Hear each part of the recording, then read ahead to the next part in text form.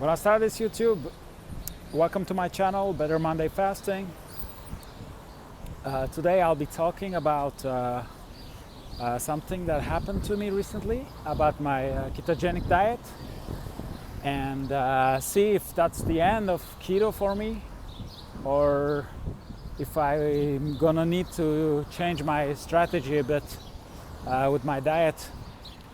Before getting started, I want to make it clear that nothing I share in this video or on the channel is medical advice, so please do your own research before making any health-related decisions.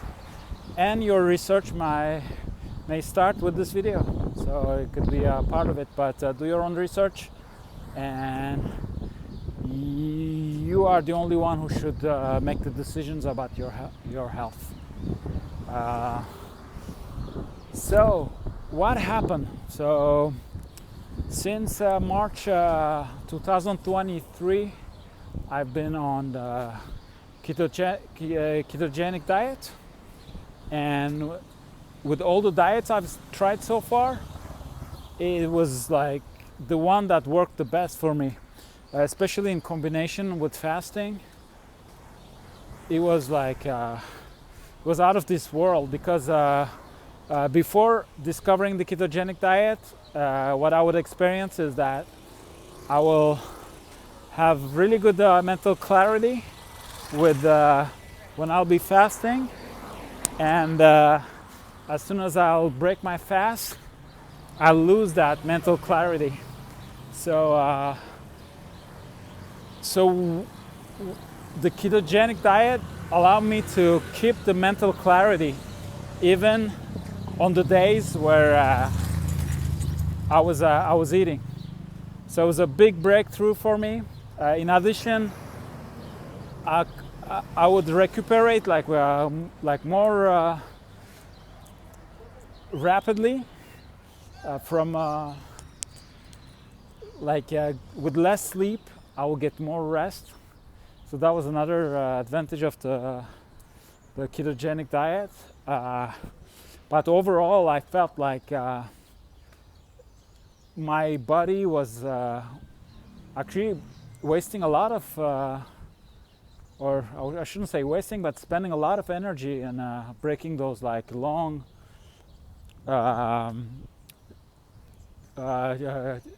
chains of carbohydrates. So with the ketogenic diet, I had the feeling that energy will go more into being productive, like mental energy, and also recoup faster with sleep, so sleep less hours. Until I don't know, a couple weeks, 3 weeks ago.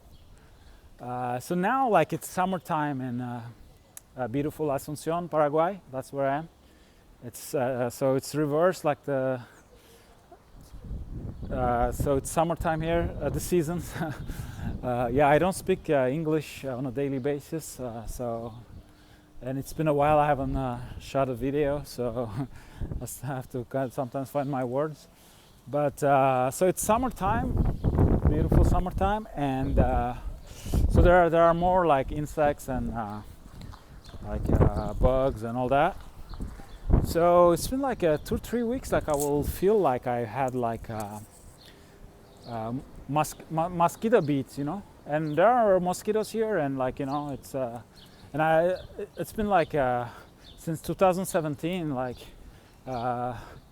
over like 8 years I've been living in Latin America, so like I got used to, like, it's not something that bothers me that much. But so like I start having like this reaction like around the neck, and little bumpy texture, and like it will itch. So I thought it was like, oh, it's probably mosquito bites. Then I was like, why would it be only on the neck? Then I was like, so I sleep like naked, but I have like a blanket. So then I'm thinking, maybe at night the mosquitoes, they can only, and I have long hair and stuff, so they can only bite my neck. So that was my theory. So I went like I went with it without questioning it that much, and then it started getting like the rashes like more intense, and at night after eating and stuff, like it will really start itching, and sometimes like it will go like also the scalp, and I'm like, what is this? So I started doing like some research. So there was some scary stuff. So I'm researching, and then I saw like that there was something called keto rash. So I started reading, and they say that like when you go like really low on the carbs, some people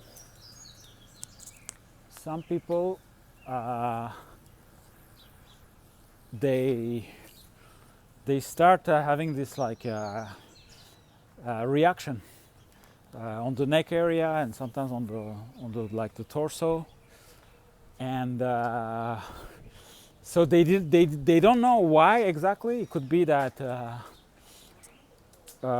because we're lacking some of the vitamins, but it could also be that because of the lack of fiber and how like the microbiota is changing, it could be something to do more with like a bacteria in the gut. But the solution for sure is like to come back to reintroducing carbohydrates into the diet. So the thing is like, I mean, there was some scary stuff, like, you know, like they're saying, oh, it could be syphilis and things like that.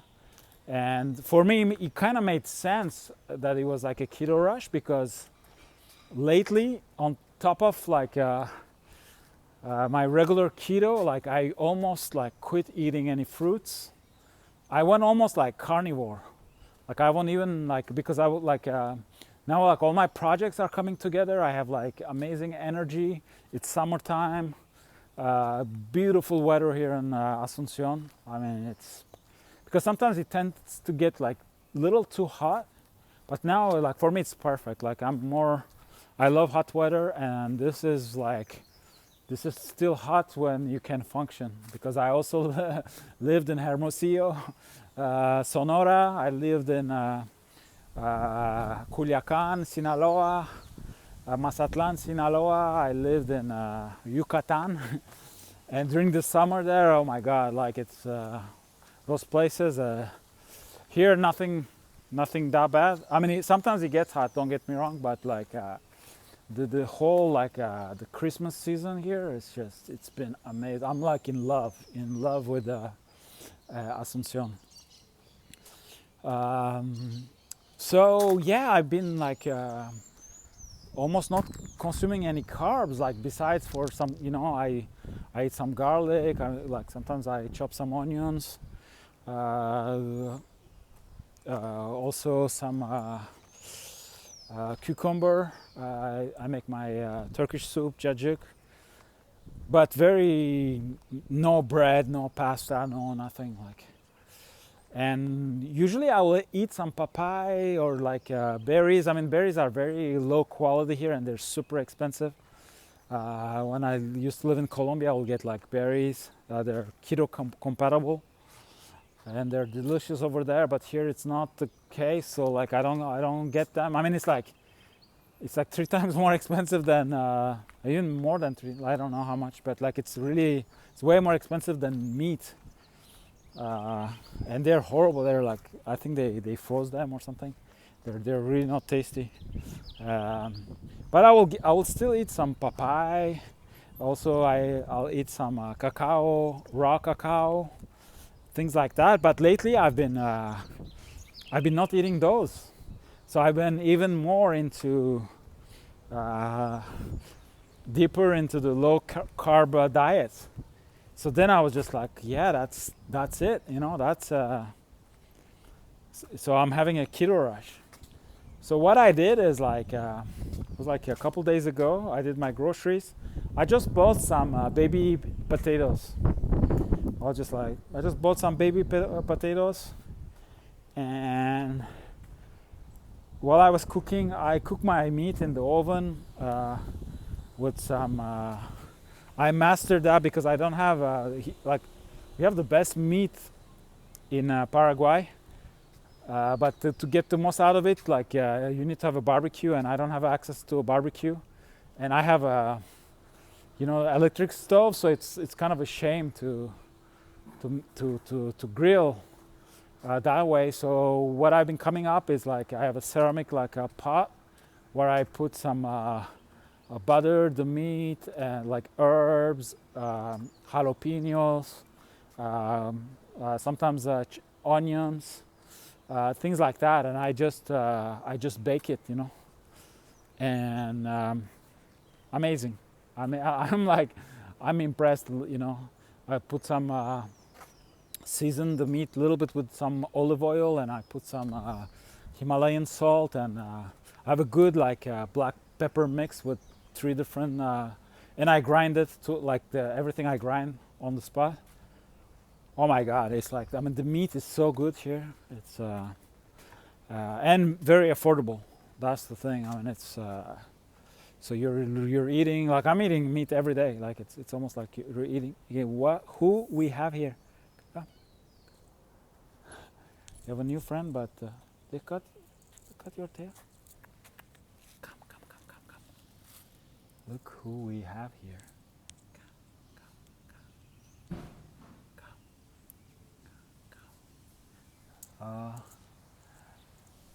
She's playing hard to get. Very cute, but they cut her or his tail. I don't know why. Maybe it's an accident. So yeah. So lately, what I've been doing. So with the past 2 days, it hasn't been that long. So in my little like ceramic pot, I've added 4 or 5 baby potatoes, and so it was really good.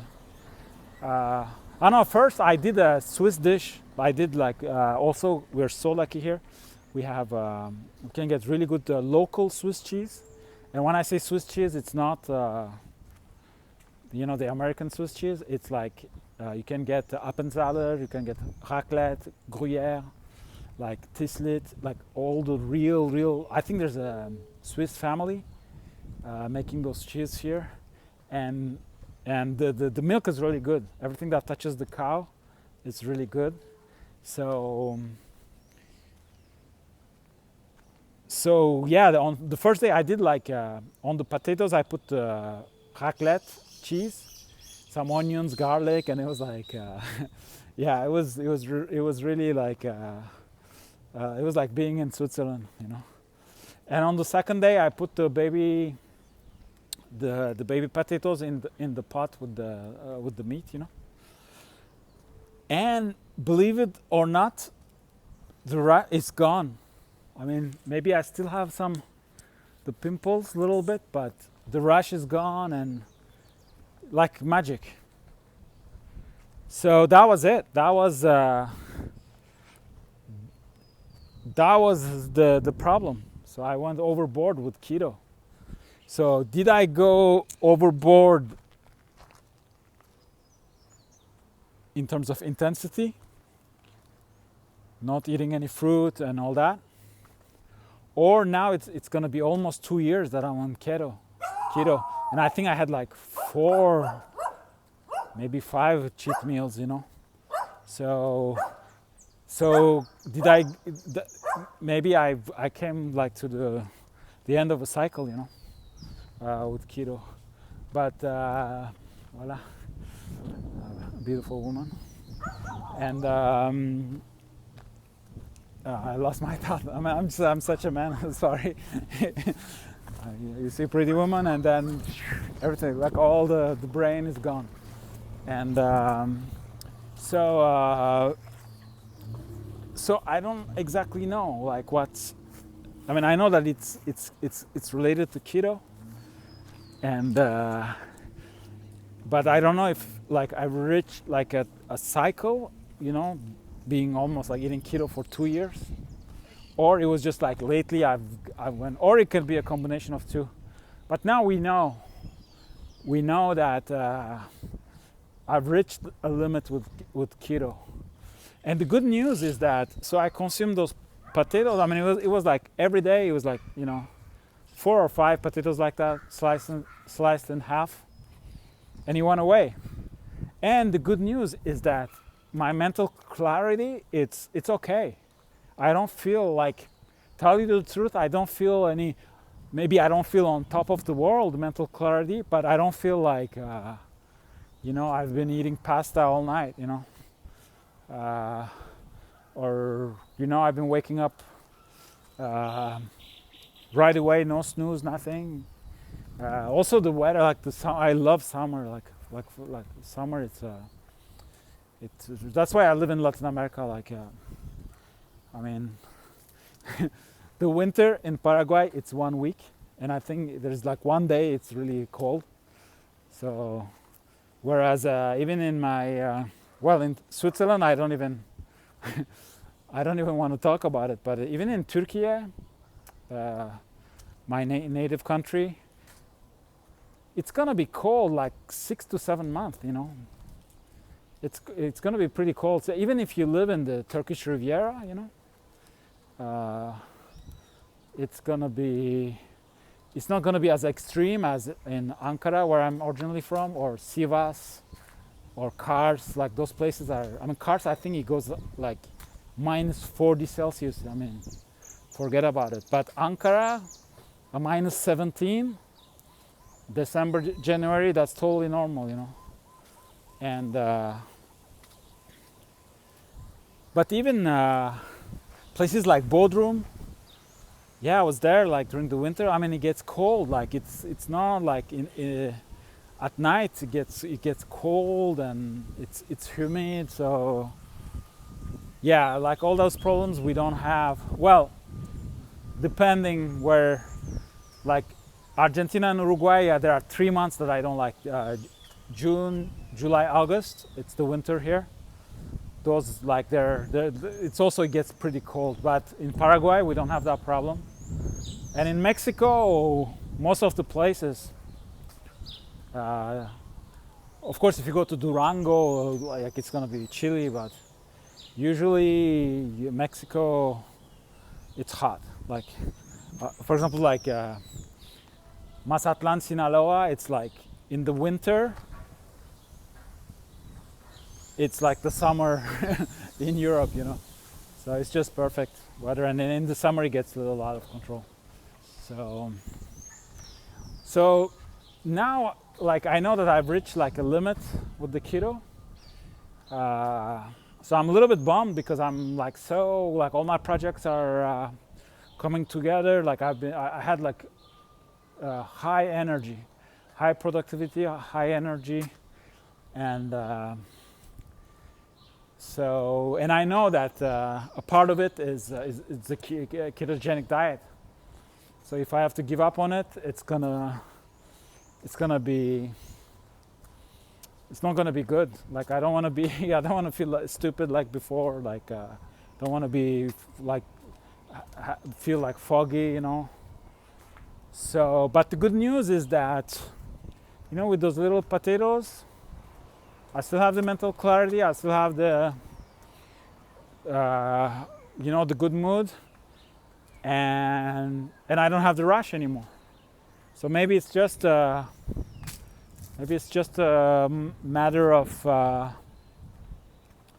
still consuming a little bit of carbs, even though I'm on keto.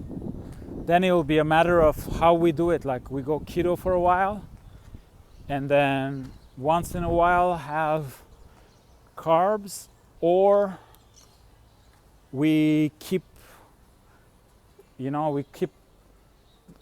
keep the carbs to zero. Zero is impossible, but like they say, like below 20 grams a day, you're really in like heavy keto.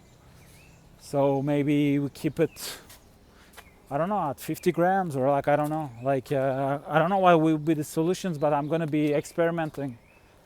I'm going to be experimenting with that and see. Like, I really don't want to give up on keto because it solved a lot of my problems. So I don't want to go back to those problems, but it's all about, like this whole like health journey, it's all about balance and not being attached to anything. You know, it's like all those are tools, those diets, those like fasting patterns, those are tools, and you just have to use your brain, you know, assess the situation and make decisions, and according to, in response to your reality, you know. And just like a captain of a ship, you know, you cannot just navigate with what you learned at captain school, you know. Like you have to analyze the situation and act upon it accordingly. So yeah, that's what I'll be doing, and I'll keep you guys updated. And the other good news is, like, I came into this nice neighborhood. This is not my neighborhood. This is probably one of the nicest neighborhoods in Asuncion. You know, they have all the malls and most of the immigrants. I don't like the term expat.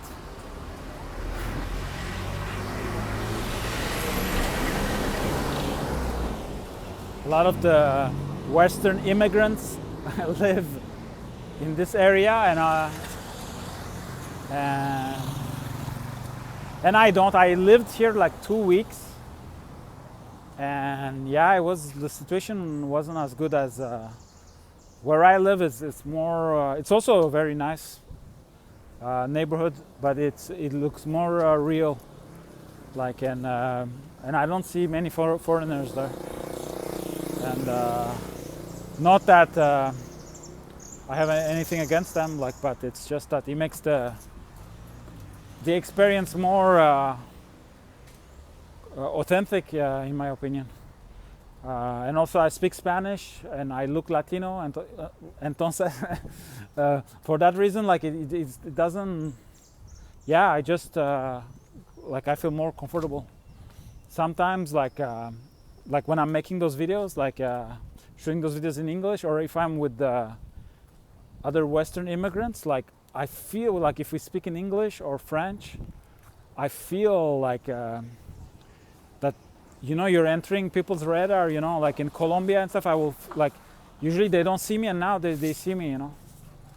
So yeah, it's a different it's a different feel. But for some reason, like, everything started with when I first moved to Buenos Aires.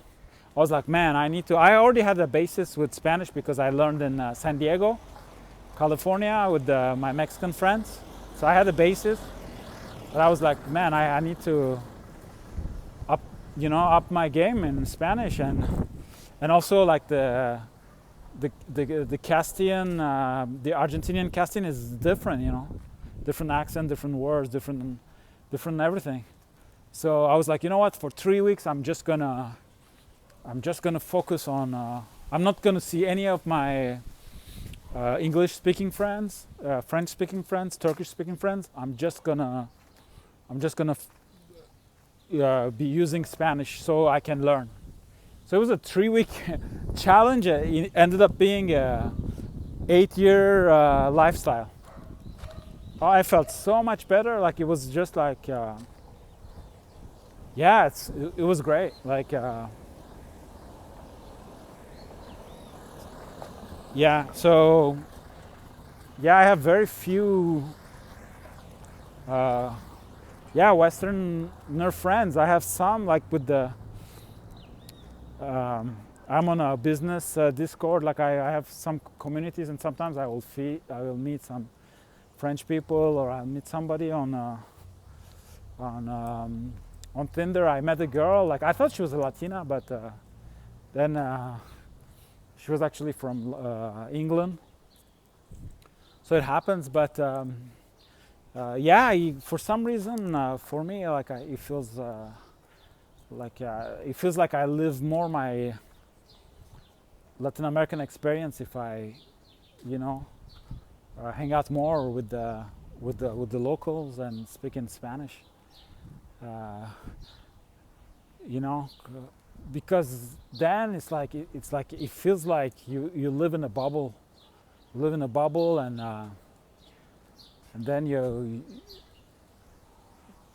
you have like expat talks, and like, yeah, it's to me it feels a little bit like limiting. And also it depends on if they haven't been here for as long as I've been, so they're gonna have all the beginner problems and all that. Like, so it's yeah, I don't know. For some reason, without discriminating anyone, I mean, if the person is interesting, it's a great person, then it really doesn't matter in what language you speak and all that, But for my experience, I mean, the reason why I moved to Latin America, it was because I was fed up with Europe, and the mentality over there, how you're perceived, and as a European but of Turkish origin, like it was all those things. So yeah, it's just not exotic for me to hang out with a Swiss German guy. It's like we've seen each other enough over there. But if the person is very interesting, it's a good friend, and so of course we got to keep an open mind. But yeah, all that tangent to say not much. But yeah, that might be the end of keto, but I have hope that it's not. I'm just going to adapt my game and see what's up, and also keep an open mind, because it could be something else too, like those rashes maybe. But to me it's clear that, I mean, I was on extreme keto, I was having them 2 days of eating a little bit of potatoes, a little bit of carbs, it's gone. So unless it's a big coincidence, that's the reason is keto related. Then we don't know if it's the lack of vitamins or it's the microbiome, but we know that there's a correlation there. So yeah, that's about it for my video about the potential end of keto, and I hope it's not. You can, I have a book on my fasting experience that I started in 2016. It's called For a Better Monday, so you can purchase it. I'll put the links below.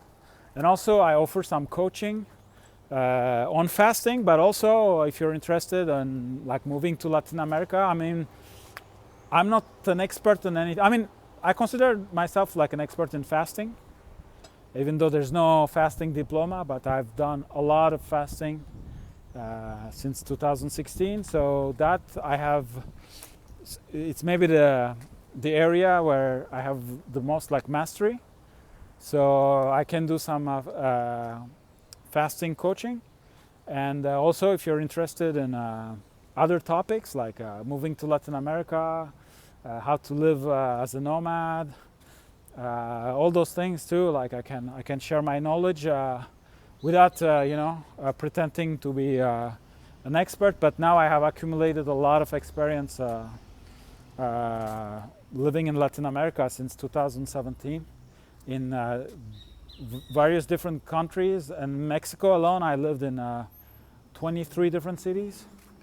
So, and ultimately, like in last March, I discovered Paraguay, and I decided to establish myself because I recently started the business, and it was kind of difficult being a full nomad, and to do it that way, like you have to have residency somewhere, and yeah, like at first, like Paraguay was the perfect fit with the all the immigration process, tax residency and all those things. But more I live here, more I love it. Like I'm really in love with the place. People are great, and I love the entire continent. I mean, I never been to Canada, but I've toured with bands. Like I went up to Seattle, you know, from Seattle to Ushuaia. Well, I didn't go to Ushuaia, but I lived several years in Argentina. I love the entire continent, but in every place, like there will be something that will bother me a little bit. Small things, nothing major. Like for example, in Mexico, it will be a lot of people begging. In Colombia too, like you cannot sit at a terrace. Like, I mean, it's a very bourgeois problem, but it gets you after a while. Like it's like when 25 people a day ask you for money, it's like yeah. And giving them money is not the solution. So it's kind of a bad place to be.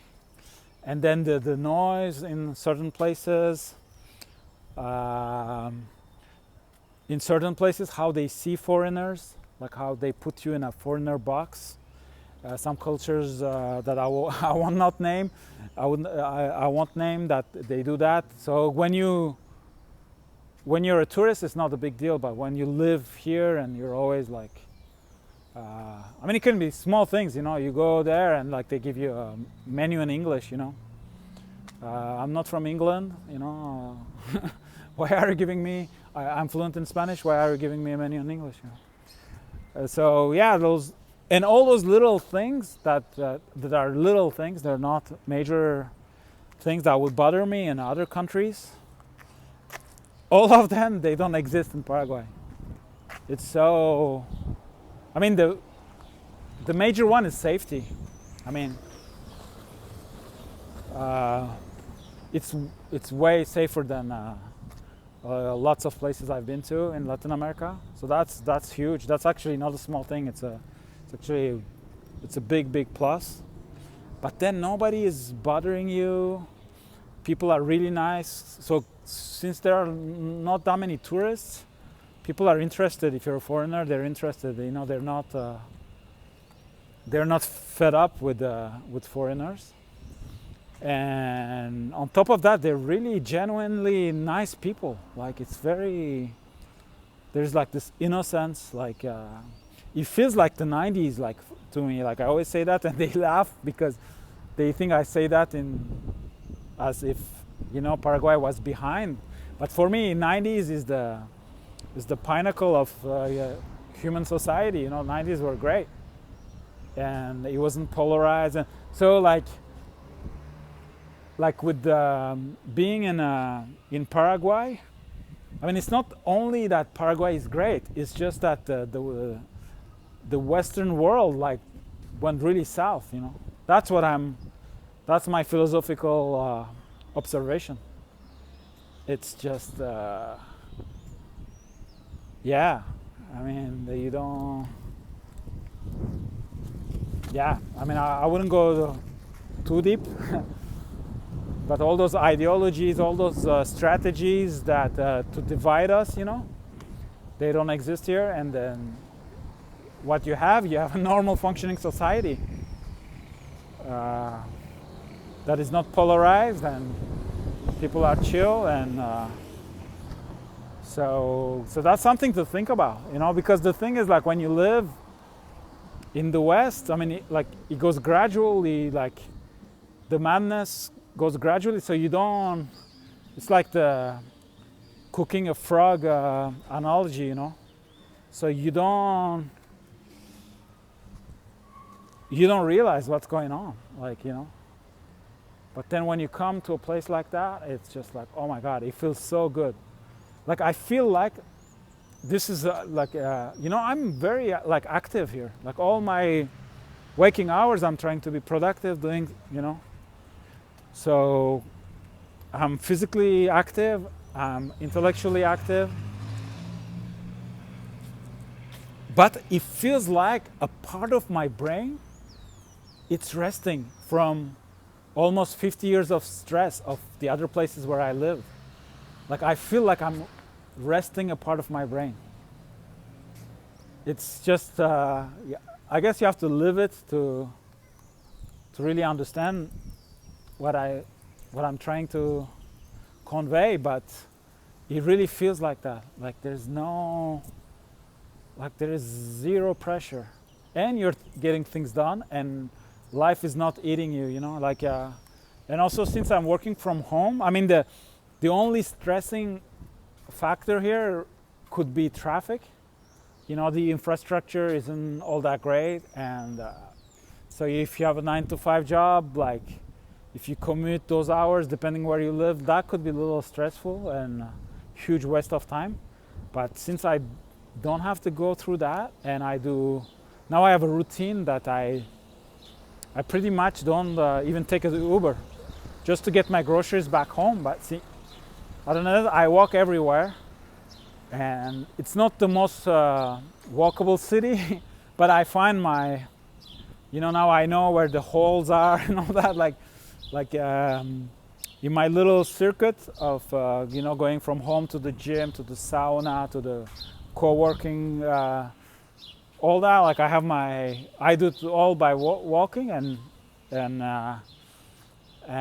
it's great. And I think the walking is really important for the physical body and also for ideas and the brain.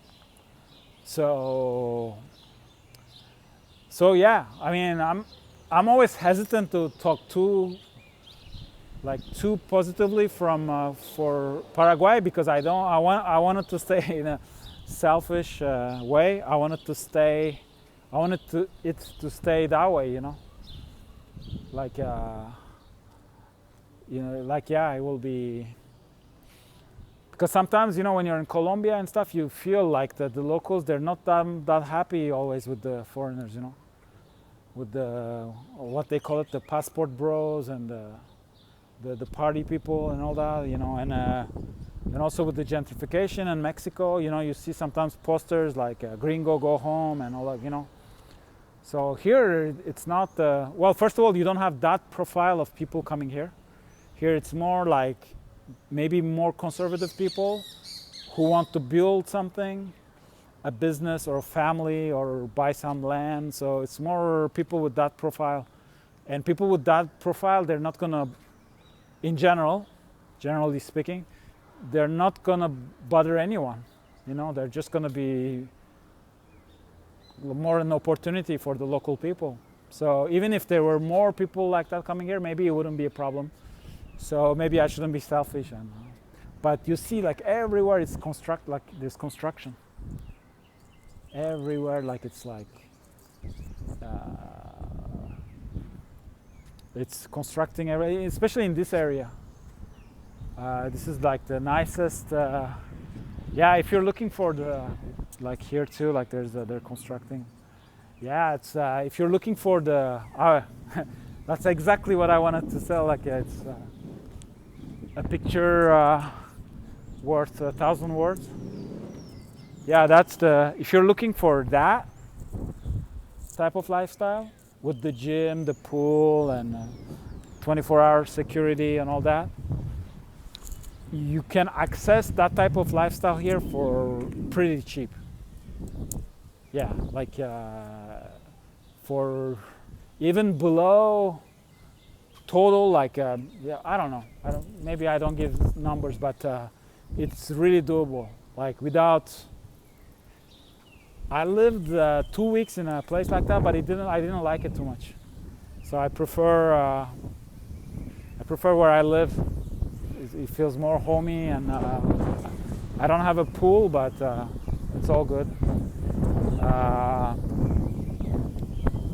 And also, yeah, it's always the same neighbors. Like it's not like an Airbnb. I mean, there are some couple maybe Airbnbs, but I always see the same neighbors and all that. Like it's yeah, that also it's a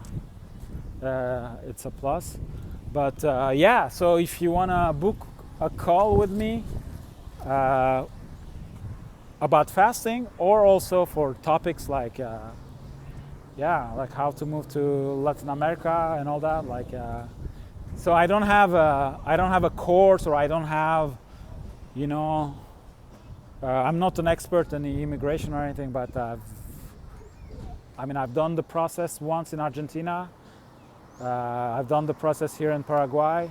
And also I lived in all those other places, and I've done some research because before moving to here, I've